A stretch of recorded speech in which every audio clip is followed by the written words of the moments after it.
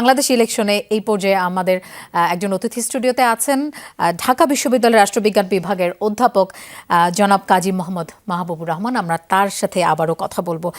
Sir, আপনার সাথে কথা হচ্ছিল, আজকে তো শুধু জাতীয় সংসদ নির্বাচন হচ্ছে না, তার সাথে গণভোটও হচ্ছে। এই গণভোট সম্পর্কে একটু জানতে চাই। আসলে এর ধারাগুলো যতগুলো আছে সংস্কারের, সেগুলো সম্পর্কে তো অনেকেই জানেন, হয়তো অনেকেই জানেন না। তো আপনার কাছে কি মনে হয়, অনেকে কি না বুঝে হ্যাঁ নার পক্ষে ভোট দেওয়ার কোনো আশঙ্কা আছে কিনা? মানে আপনি এই ব্যাপারে কি বলবেন? আপনাকে আবারও ধন্যবাদ।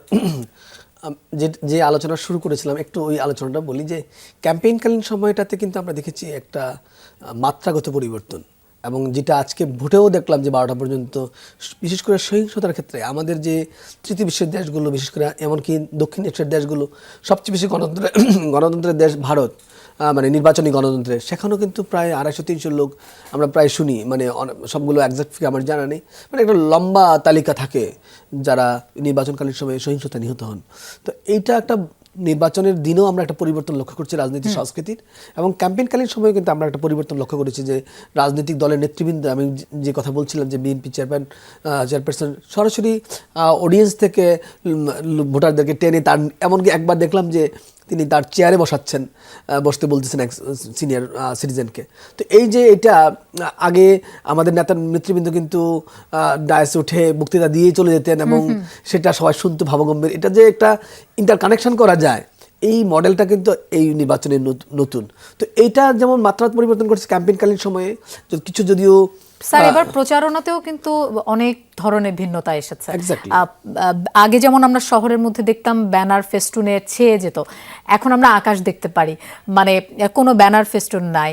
তারপরে থিম সং এর ব্যাপারটা, সেটাও কিন্তু এবার একদম নতুন। থিম সংটা আগেও ছিল, কিন্তু এইবার থিম সং গুলো ভেরিয়েশন, ব্যাপক ভেরিয়েশন। কিন্তু যেটা সবচেয়ে ইম্পর্টেন্ট হলো যে এই ক্যাম্পেইনে ডিজিটাল টেকনোলজির যে ব্যবহার, আমার কাছে মনে হচ্ছে আমরা যতটা দেখেছি সারফেসে, বিশেষ করে পাবলিকলি যে পোস্টগুলো, এর বাইরেও আমার কাছে মনে হচ্ছে যদি এটা 30% হয়ে থাকে, 70% হয়ে যাচ্ছে আপনার পার্সোনাল মেসেজে, হোয়াটসঅ্যাপ, মেসেঞ্জার, ইমো, এগুলোতে কিন্তু আমি এটাকে বলেছি যে লিগেল ডিজিটাল ইঞ্জিনিয়ারিং, মানে একটা টুল ব্যবহার করা হচ্ছে, কৌশল ব্যবহার করা হচ্ছে, যার মাধ্যমে আপনি লিগেলি বৈধভাবে ক্যাম্পেইন করতে পারছেন। এটা একটা দিক।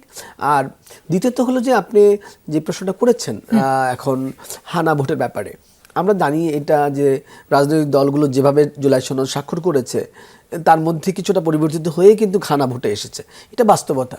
তো সেক্ষেত্রে হানা ভোটটা নিয়ে আমরা অনেকদিন আলোচনা করছিলাম যে এটা উপস্থাপন হওয়ার ক্ষেত্রে আপনি যেভাবে বললেন যে 4টা ভোট, এটা মানে এভাবে বোঝা 4টা হানা অনেক কঠিন কাজ কিছুটা। তো এখন এর প্রেক্ষিতে সরকার কিন্তু বিভিন্ন সরকারি যন্ত্র ব্যবহার করেছে যেন মানুষকে বোধগম্য করে তোলা যায় হানা ভোটের বিষয়টাকে।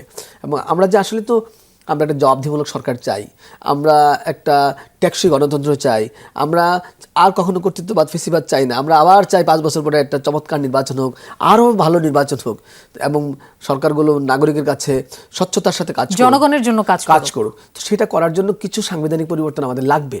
তো সেই সাংবিধানিক পরিবর্তন, এবং যেভাবে আমরা 17টা সংশোধনীর মাধ্যমে সংবিধানটাকে কাটাছাটা করে যে অবস্থা নিয়ে এসেছি, এটা আর জনগণের সংবিধান হিসেবে নাই। তো এখন এই সংবিধানটাকে জনগণের সংবিধান করার জন্য আমাদের কিছু সংস্কার লাগবেই, এবং সেই সংস্কারটা কিন্তু আমাদের হানা ভোটের মাধ্যমে আসছে। তো এখন একটু মতদ্বৈততা আছে যে যেভাবে জুলাই সনদ ছিল সেভাবে হানা ভোটে আসে নাই, সেক্ষেত্রে হয়তো কিছু কমপ্লেক্সিটি আছে। কিন্তু আপনার কাছে কি মনে হয় না যে কিছু কিছু ক্ষেত্রে অনেক সময় দেখা যায় যে মানে সবগুলো বিষয়ে হ্যাঁ অথবা সবগুলো বিষয়ে না, এমনটাও হয় না? আমার কিছু ক্ষেত্রে মনে হচ্ছে যে না, আমি এটার সাথে একমত নই, কিন্তু বাকি সবগুলোর সাথে একমত।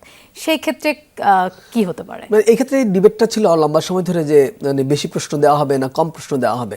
তো শেষ পর্যন্ত বেশি প্রশ্ন দিলে আরও বেশি জটিল হয়ে যাচ্ছিল, মনে করা হচ্ছিল যে এতগুলো টিক দিতে চাইবে কিনা, মানে আপনার এক ধরনের ডিসকারেজ ফিল করবে কিনা, ধরেন 18টা ইস্যুতে যদি টিক দিতে হয়। কিন্তু এমনটা নয় যে পৃথিবীর কোথাও লম্বা তালিকায় হানা ভোট হয় নাই, লম্বা তালিকায় হয়েছে পৃথিবীর অনেক দেশে।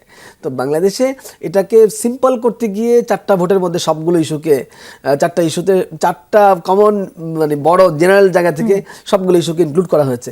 এটা একটা পর্যায়ে আরও জটিলতা ধারণ করলো।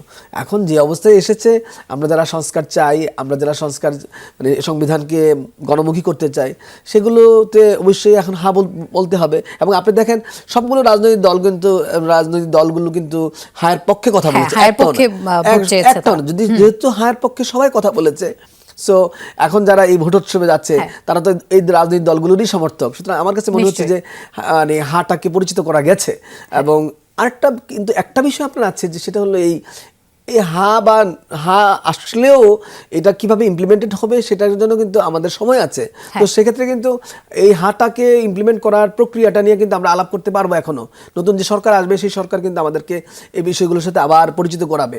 তো এখন আমি মনে করি আর কি, যে যত সামান্য যে জটিলতাগুলো আছে এই বা না বোঝার ক্ষেত্রে, সেটা অ্যাভয়েড করে আমাদের যেহেতু রাজনৈতিক দলগুলো একমত হয়েছে নির্বাচনের আগে এবং সবাই তাদের ক্যাম্পেইনে বলেছে তারা হায়ের পক্ষে, সেক্ষেত্রে তো জাতীয় একটা ঐক্য আপনি দেখতে পাচ্ছেন হায়ের পক্ষে। তো সেই জাতীয় ঐক্যটাকে যদি আমরা অব্যাহত রাখি এবং আমরা যদি পরবর্তীতে বাস্তবায়নের প্রক্রিয়াগুলো নিয়ে আরো বিস্তারিত আলোচনা করি, আমাদের যেসব আলোচনার সুযোগ এখনো আছে এবং এগুলো আমরা